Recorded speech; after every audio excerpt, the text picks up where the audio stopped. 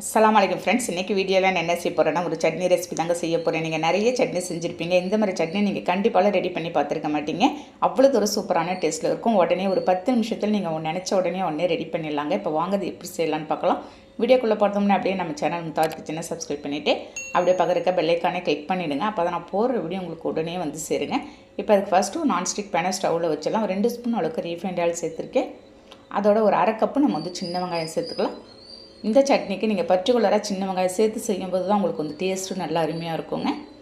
ஓரளவுக்கு நல்லா அந்த வெங்காயத்தை நம்ம வந்து அந்த எண்ணெயிலே வதக்கிடலாம். இப்போ இந்த சமயத்தில் ஒரு 4 பச்சை மிளகாய் நம்ம அதோடு சேர்த்துக்க போகிறோம்.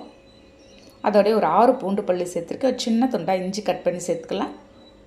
இப்போ எல்லாத்தையும் சேர்த்துட்டு ஒரு 2 நிமிஷம் கை விடாத நம்ம வந்து ஃப்ளேமை வந்து கம்ப்ளீட்டாக சிம்மில் வச்சுட்டு லேசாக வதக்கி எடுத்துடலாம். நம்ம பாருங்கள், இந்த அளவுக்கு வெங்காயம் வந்து உங்களுக்கு கொஞ்சம் ப்ரௌன் ஆகிற வரைக்கும் நம்ம வதக்கணும். இந்த அளவுக்கு வதக்கிட்டு இப்போ ஒரு கைப்பிடி அளவுக்கு நான் வந்து மல்லி இலை சேர்த்துக்க போகிறேங்க. அதே மாதிரி ஒரு கைப்பிடி அளவுக்கு புதினா இலை நம்ம இதோடு சேர்த்துக்கலாம்.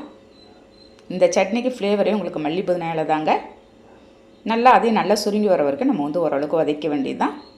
பாருங்கள், ரொம்பவும் போட்டு நீங்கள் வதக்காது. இந்த அளவுக்கு கொஞ்சம் பச்சையாக இருக்கும்போதே நீங்கள் வந்து ஸ்டவ் ஆஃப் பண்ணிவிடுங்க. நல்லா ஆறுனதும் நான் வந்து இதை வந்து ஒரு மிக்ஸி ஜாரில் எல்லாத்தையும் சேர்த்துட்றேன். சேர்த்துட்டு இதோட ஒரு 2 செல்லு தேங்காய் இருக்குங்க. தோலெல்லாம் ரிமூவ் பண்ணிவிட்டு நான் வந்து கட் பண்ணி வச்சுருக்கேன். அந்த ப்ரௌன் கலர் தோலெல்லாம் அதோடு சேர்த்துட்டு ஒரு 3/4 கப் அளவுக்கு பொட்டுக்கல்லையும் கொஞ்சமாக கல் உப்பு சேர்த்து தண்ணி சேர்த்துடலாம். கொஞ்சம் திக்காகவே நம்ம வந்து இந்த சட்னி ரெடி பண்ணிக்கலாம். அப்போ தான் டேஸ்ட்டு உங்களுக்கு நல்லா அருமையாக இருக்குங்க. ஹோட்டல் சுவையில் நீங்கள் வந்து அவ்வளோ சூப்பராக இருக்கும். ஹோட்டலில் வைக்கிற சட்னியே உங்களுக்கு வந்து தோற்று போயிடுங்க. அந்தளவுக்கு டேஸ்ட் இருக்கும். உங்களுக்கு எத்தனை தோசை இட்லி வேணாலும் நீங்கள் வந்து இந்த சட்னியோடு சேர்த்து சாப்பிட்லாம். பாருங்கள், கொஞ்சமாக நான் வந்து தண்ணி ஊற்றி இந்த மாதிரி ஒரு திக்கான கன்சிஸ்டன்சிக்கு மிக்ஸ் பண்ணி வச்சுருக்கேன். ஃபைனலாக ஒரு தாளிப்பு தாங்க. கொஞ்சமாக நான் வந்து தேவையான அளவுக்கு எண்ணெய் ஊற்றி கடுகு பருப்பு ஒரு 1/2 ஸ்பூன் சேர்த்து காஞ்ச மிளகாய் ஒன்று போட்டுடலாம். கருவேப்பிலை போட்டு அப்படியே தாளித்து ஊற்றிட வேண்டியதாங்க. நல்ல ஒரு கம்மன்னு வாசனையோட ஒரு சூப்பரான டேஸ்ட்டில் இன்றைக்கி வந்து சட்னி ஒரு டிஃப்ரெண்ட் ஸ்டைலில் நான் வந்து செஞ்சுருக்கேன். இன்றைக்கி வந்து இதுக்கு வந்து தோசை தாங்க நான் வந்து ரெடி பண்ணியிருக்கேன். இந்த தோசைக்கு எத்தனை தோசை வேணாலும் சாப்பிட்லாம். அவ்வளோ சூப்பரான டேஸ்ட்டில் இருந்துச்சு. வீட்டில் எல்லாருமே அவ்வளோ அருமையாக இருக்குன்னு சொன்னாங்க.